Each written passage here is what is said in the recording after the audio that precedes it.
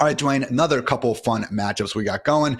Jets versus 49ers and Falcons versus Steelers, a.k.a. the return of the Achilles quarterback. So the Achilles have healed. Gotta love these, doctors and modern science and everything going on there. But my goodness, could we have picked two kind of more tough matchups for these guys to immediately deal with? Nick Bosa, Fred Warner and company going off against Rodgers on Monday Night Football. And then TJ Watt and the Steelers facing off against Cousins again in that aforementioned Arthur Smith Bowl. So thoughts on these two matchups, Dwayne, and what your level of trust is, I guess, with these quarterbacks in their first game back off the Achilles injuries.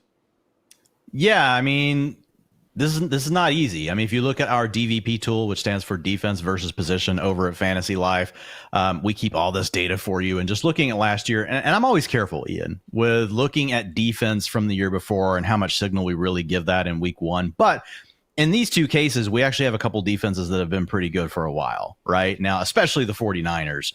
So when you look at the 49ers, they only give up 15.4 fantasy points per contest last year to opposing quarterbacks. So that ranked number 26. Like if we're saying, hey, good being number one, we had the Commanders giving up 22 fantasy points per game last year to opposing quarterbacks. And so we've got a drastic drop off to where we are with the 49ers. So yeah, I think this is going to be really interesting. Having said that, I just feel like with Garrett Wilson, you get the run game going with Breece Hall. I mean, I know we got these kind of a shocking assessment from Bill Belichick. It's awesome what Underdog's doing with him, but I'm like, come on, Bill, we already know. Get the ball to Breece Hall and Garrett Wilson. You didn't just crack the Konami code here. So yeah, looking at the 49ers, I have downgraded Aaron Rodgers, in my projections for the week. I still feel fine about the skill players around him. It's obviously a pretty tough matchup for them as well.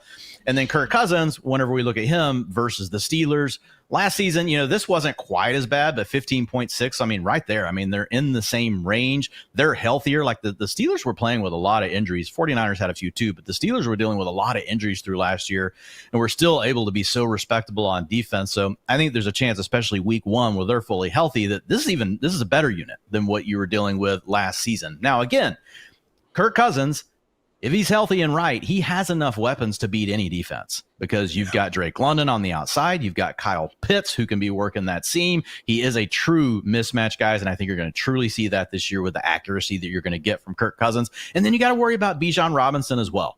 So anytime you have three playmakers, you can even stress out the best defenses. The question is, to your point, how crisp is Kirk Cousins? That Achilles injury was later, but hey, the guy's been back. He's been out there since training camp started, so he's definitely gotten in all the reps. So I expect Kirk Cousins to look really sharp. I think the question is, are they trying to protect him at all in a game like this where you could just have TJ Watt really trying to just completely tee off on you? I will say the Falcons have the personnel, Ian, to also make it really hard for Watt to do that. They've got a good offensive line. They could give plenty of carries to Bijan. They've got Tyler Algier that they like. So I think the Steelers are going to have their hands full. I expect Atlanta to win this game, but I did move Kirk Cousins down the ranks for this week due to the matchup.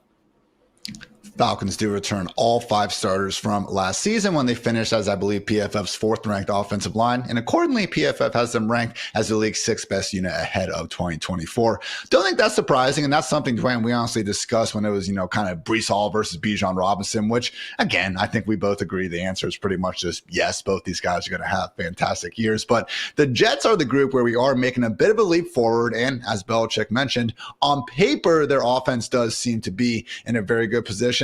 Yes, people, even on the offensive line, when they added Tyron Smith, they added, Morgan Moses, and they added Olaf Oshanu with the 11th overall pick. So as you know, two Cowboys fans here, yes, we understand it is awfully scary relying on Tyron Smith in the year 2024 to stay fully healthy. But man, again, looking at that offense, big if the injury gods can chill the hell out for once, we could be cooking with some fire over there in New York. So not going to be easy against Nick Bosa and company. They allowed the sixth fewest fantasy points per game to quarterbacks last season, also had the seventh highest overall pressure rate. Only Joe Burrow threw for more than 2 touchdowns against the 49ers last year. But if anyone can do it, maybe, just maybe, it is a still pretty freaking good version of Aaron Rodgers.